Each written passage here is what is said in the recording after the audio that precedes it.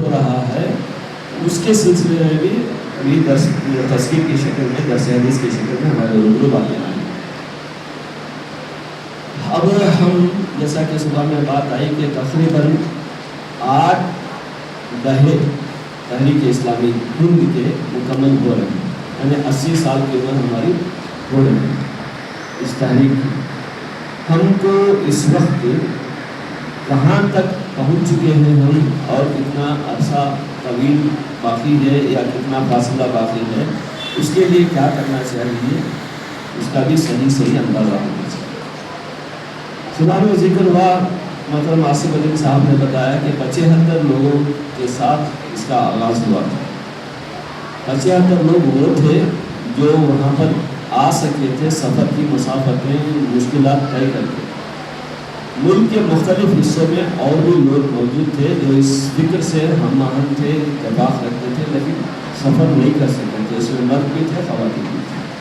جب وہاں جماعت بننے کا اعلان کیا گیا تو اسی کے ساتھ مختلف مقامات پر ہندوستان بھر میں جماعت مقامی قائم ہونا شروع ہو گئی۔ وہ ہندوستان میں جو متحدہ ہندوستان تھا، مختلف اور جگہوں پر لوگ موجود تھے۔ اگر 75 کا 1:3 بھی ہم ڈال لیں تو تقریباً 200-300 لوگ تو پورے ہندوستان میں اس وقت موجود تھے جب جماعت بنی تھی۔ یہ وہ لوگ ہیں جن کو ہم آج کے اصطلاح میں ارکان کہہ سکتے ہیں۔ باقی کے متفقین، متاثرین، یہ تو ان کی اچھی خاصی تعداد تھی۔ اگر کل ملا کر سمجھے کہ ایک 10-15 ہزار لوگ متحدہ ہندوستان میں جماعت کے آغاز کے وقت، جیسا کہ آصف صاحب نے بتایا کہ 2 اشرے اس کی ذہن سازی میں مولانا مودودی نے گزارے۔ ترجمان القرآن کے مضامین جو چھائے ہوتے رہے، اس کے پڑھنے والوں میں کرناٹک کے بالکل جنوب میں کولار ایک مقام ہے، وہاں پر 2 لوگ تھے۔ ترجمان القرآن کے قارئین کی فہرست میں ان کا نام بھی شامل ہے۔ حیدرآباد علاقے میں تھے، بہت زیادہ تھے۔ تو اس کے ذریعے سے جو بات بنی تھی اس میں کئی لوگ اس سے متاثر ہوئے۔ تو میں عرض یہ کرنا چاہ رہا ہوں، وہ جو سفر شروع ہوا تھا آج سے 85-80 سال پہلے، 41 کی بات کر رہا ہوں میں، اس وقت تقریباً سمجھیے کہ 10-15 ہزار جماعت کے اس نصب العین سے، اس جد و جہد سے اتفاق رکھنے والے تھے۔ آج اگر آپ جائزہ لیں گے، پاکستان کو چھوڑ دیجیے، بنگلہ دیش کو چھوڑ دیجیے، سری لنکا کو چھوڑ دیجیے، خود ہندوستان کو لیجیے، ہمارے ارکان کی تعداد 15,000 سے تجاوز کر چکے۔ کارکنان، متفقین، متاثرین، یہ تو لاکھوں میں۔ تو افرادی قوت کے اعتبار سے ہمارے ہاں الحمدللہ کافی اضافہ ہوا۔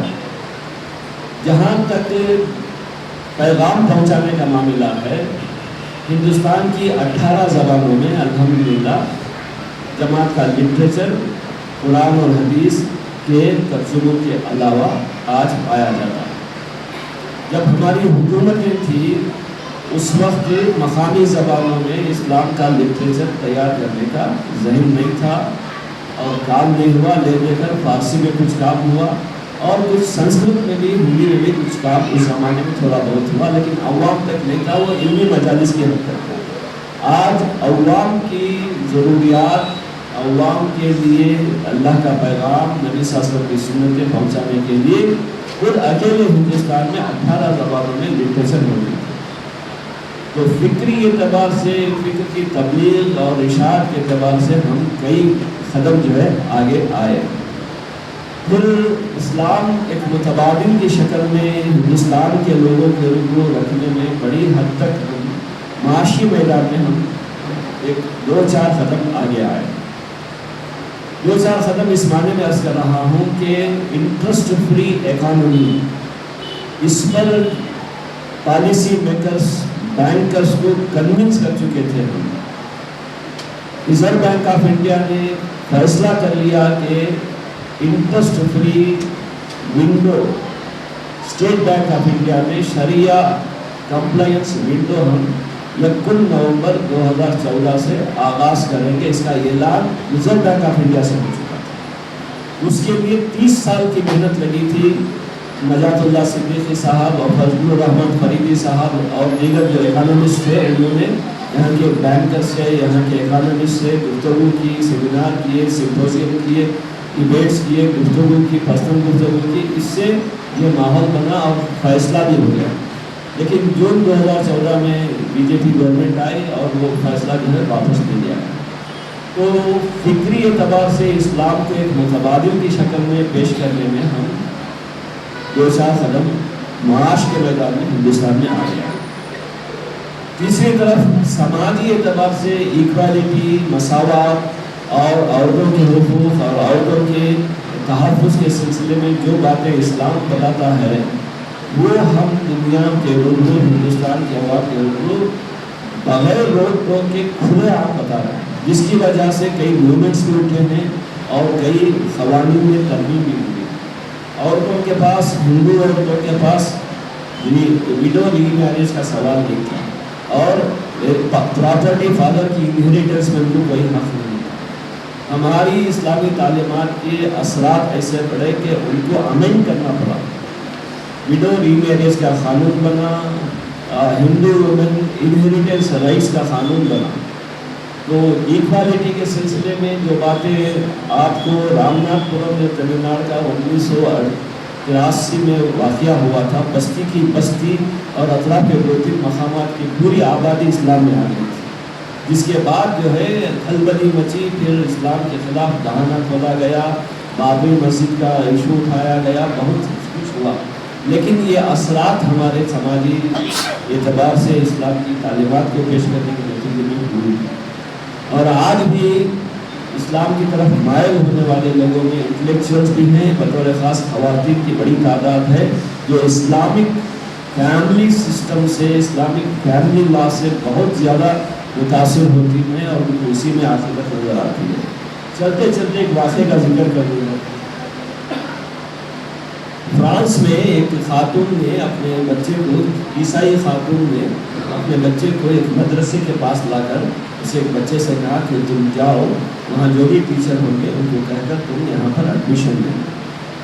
اب وہ بچہ آیا، ٹیچر سے بات کیا، ان کو تعجب ہوا کہ تم کیسے یہاں آئے، کس نے بھیجا؟ اس نے کہا کہ میری ماں نے بھیجا. کہاں ہے وہ باہر کھڑی. وہ آئے ملنے کے لیے، پوچھا کہ یہ تو مسلمان بچوں کے لیے مدرسہ ہے، آپ بچے کو یہاں اس لیے بھیجو. تو اس نے کہا کہ میرے پڑوس میں ایک مسلمان فیملی ہے، اس کے بچے جو ہے آپ کے مدرسے سے آتے ہیں، پڑھنے یہاں آتے ہیں، واپس جب گھر کو آتے ہیں تو اپنی ماں کا ہاتھ چومتے. مجھے یہ بہت پسند آیا. میں نے سمجھا کہ میرے بچے کو بھی یہ تہذیب ملی ہے، اس لیے میں انہیں لا کر باقی. ویسٹ میں بھی کتنی خواتین ہیں اسلامک فیملی سسٹم کو، مسلمانوں کے وہاں پر فیملی لائف کو دیکھ کر باپ بچے، کبھی انڈیا سے پیرنٹس بھی آ جاتے ہیں، دادا دادی نانا نانی سب مل کر رہتے ہیں، ہنسی خوشی ہوتی ہے، سب مل کر باہر آؤٹنگ کو بھی جاتے ہیں. یہ سب دیکھ کر متاثر ہوتا ہے. تو جو چیزیں اسلام کی یہاں پر فکری اعتبار سے سماجی میدان میں، معاشی میدان میں ہم پیش کر چکے ہیں، کرتے جا رہے ہیں، اس کے اثرات ہو رہے ہیں. ملت کے اندر بھی کوئی منزل اور کوئی منشا نہیں تھا. ہاں، اور یہ شکست خوردگی کی جو بات میں نے اٹھائی صبح میں 1857 کے غدر ہند، جسے Indian first war of Indian independence کہا جاتا ہے، اس کے بعد سے تو ہم بہت سیکلوڈیڈ لائف گزارنے لگے. آفریقہ کے کونے میں ہم بیٹھ گئے تھے، جس کے بعد مسلمانوں میں کوئی نسب العین، اونچی سوچ، حوصلہ ہی نہیں تھا. پھر 1920 میں جو خلافت تحریک چلی، اس کا جو حشر ہوا، اس کے بعد تو حوصلہ اور ٹوٹ گیا. پھر ملک کی تقسیم کے بعد جو فسادات ہوئے، اس کے بعد کا حوصلہ بالکل ہی ٹوٹ گیا. ایسے عالم میں اسلام کا نام لے کر اسلام کے کاس کے لیے اٹھنا یہ جماعت کے لوگوں میں کسبل تھا. اللہ کی فضل سے وہ اٹھے. آج ہر جماعت کے اندر کم سے کم اتنی سوچ تو پائی جاتی ہے کہ غیر مسلموں کے اندر جو اسلام اور مسلمانوں کے سلسلے میں غلط فہمیاں ان کو دور کرنا چاہیے. ان کی سوچ ہے. اور اب ان کے جلسے میں بھی یا اجتماع میں بھی غیر مسلم سوامی جی کو کہیں فادر کو بلا لیتے ہیں. سب کو اسٹیج شیئر کرنے کا انہوں نے ایک موقع نکال لیا. جبکہ وہ اپنے علاوہ کسی اور کو سے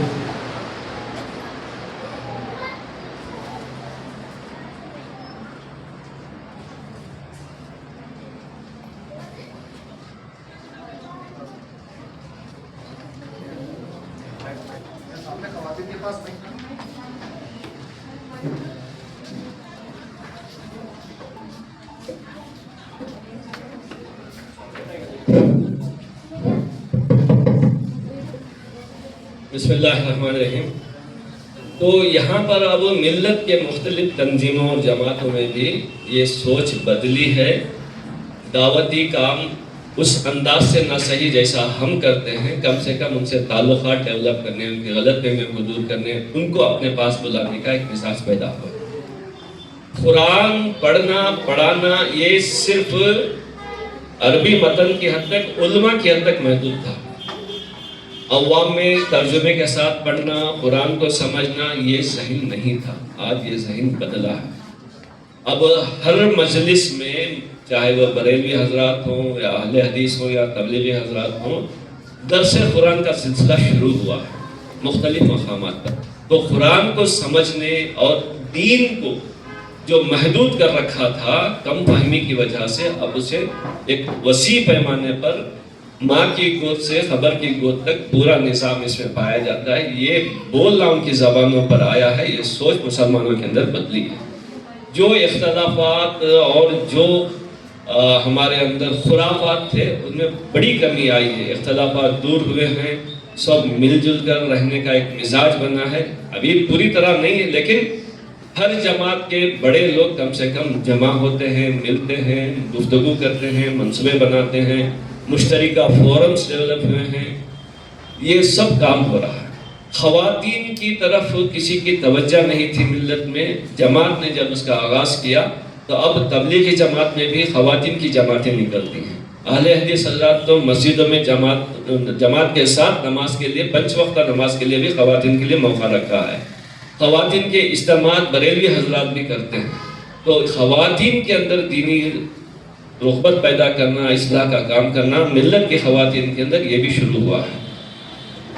رمضان کا معاملہ تھا، آپ کو بھی یاد ہوگا کہ 26ویں کے علاوہ کوئی اور رات کا اہتمام نہیں تھا۔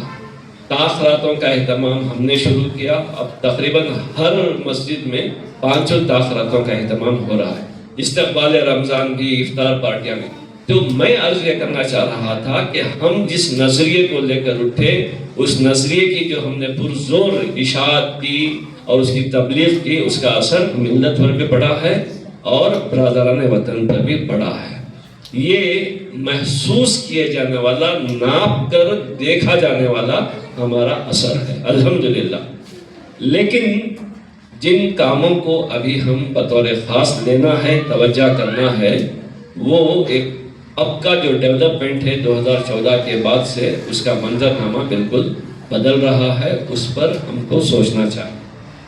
میں اس موقع سے مولانا مودودی علیہ الرحمہ نے 26 اپریل 1947 کو مدراس میں، جو چنئی کہلاتا ہے اب، پاکستان جو اس وقت تقریباً بن گیا تھا، وہاں پہلے سے وہیں تھے مولانا مودودی، حیدرآباد سے اقبال علیہ الرحمہ کے بلانے پر جو گئے وہیں رہ گئے تھے۔ تو وہاں جانے سے پہلے، آزادی سے پہلے، آخری اجتماع جنوبی ہند کے افراد کے لیے چنئی میں کیا تھا۔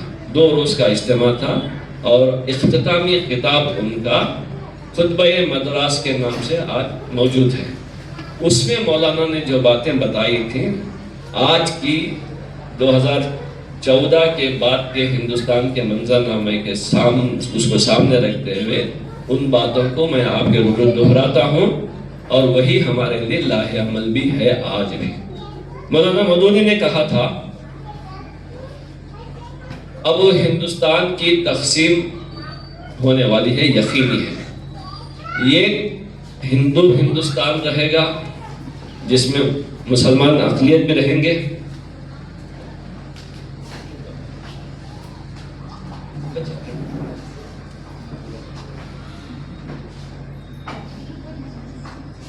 دوسرا مسلم ہندوستان بنے گا جس میں ہندو بھی اقلیت میں رہیں گے۔ جو ہندوستان رہے گا وہاں پر جو اکثریت ہوگی وہ مسلمانوں کی سپریٹ آئیڈینٹی کو گوارا نہیں کرے گی، اسلام کے شعار کو وہ مٹانے کی کوشش کرے گی اور ہر لمحہ وہ کوشش کرے گی کہ آپ کی انفرادی شناخت باقی نہ رہے اور آپ پوری طرح سے یہاں جو ہے خلا خمہ ہو جائے۔ اس موقع پر 3 راہیں مسلمانوں کے لیے ہوں گی، یا تو وہ ہندو سماج میں ضم ہو جائے، یا مسلم لیگ نے جس طرح اپنے حقوق کا مطالبہ کر کے جنگ کی تھی تقریباً ویسی جد و جہد ایک مضبوط حکومت کے ساتھ کرتے کرتے تھک ہار جائیں، یا اسلام کو آپ ایک ایجنڈے کے طور پر لے کر اٹھیں اور سب کو دعوت دیں۔ پہلے 2 آپشن خودکشی کے ہوں گے، نہ ہم ہندو معاشرے میں ضم ہو سکتے ہیں، نہ مسلمانوں کے مطالبات کو لے کر حکومت سے لڑ سکتے ہیں۔ البتہ اسلام کو ایک دعوت دین کے طور پر پیش کرنے کا کام لے کر اٹھیں گے تو اس میں بقا بھی ہوگی، اس میں نجات کا راستہ بھی ہوگا۔ اس کے لیے مولانا نے بتایا تھا کہ اس کے لیے مسلمان معاشرے میں جو ذہین افراد ہیں ان کو اس فکر سے قریب کرنا، عام مسلمانوں کو اسلام کے صحیح نمائندے بنانے کی کوشش کرنا اور غیر مسلم کے سامنے غیر مسلم معاشرے کے لوگوں کو اسلام کی صحیح تصویر پیش کرنے کی کوشش کرنا۔ یہ اگر کام کریں گے، اور آخری بات انہوں نے کہی تھی کہ اردو پر دار و مدار اب مت رکھیے، اردو ختم ہو جائے گی، مقامی زبانیں عروج پکڑیں گی۔ آپ کی اپنی آنے والی نسلوں کو دین پر قائم رکھنا ہے تو مقامی زبانوں میں اسلام کی ترجمانی کیجیے، اس کا لٹریچر تیار کیجیے۔ غیر مسلموں میں اسلام کی دعوت پہنچانا ہے تو بھی آپ مقامی زبانوں میں لٹریچر تیار کیجیے۔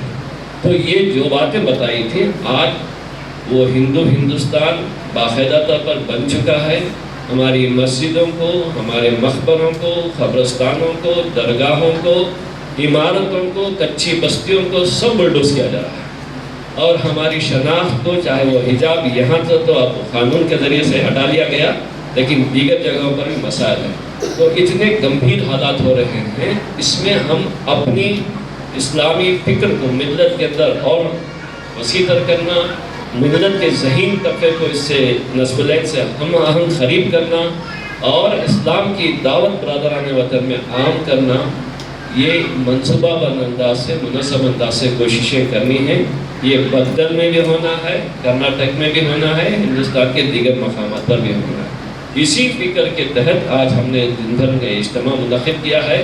اب اس میں ہم میں سے جو جس قدر اس میں کنٹریبیوٹ کر سکتا ہے، ہر ایک کی منفرد صلاحیتیں ہیں، ہر ایک کی منفرد سمجھ ہے، ہر ایک کو منفرد وسائل اور مواقع موجود ہیں، اس کا جائز اور آپٹیمم میکسیمم استعمال کرنا، تاکہ دنیا میں بھی ہم سرخرو ہوں، آخرت میں جنت میں درجات اسی لحاظ سے درجہ بدرجہ ہمیں ملیں گے۔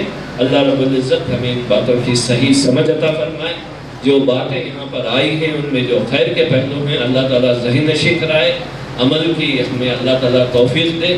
ان میں سے کوئی غیر غلط قسم کی باتیں آ چکی ہیں تو اللہ تعالیٰ ان کے تاثرات کو، اثرات کو زائل فرمائے۔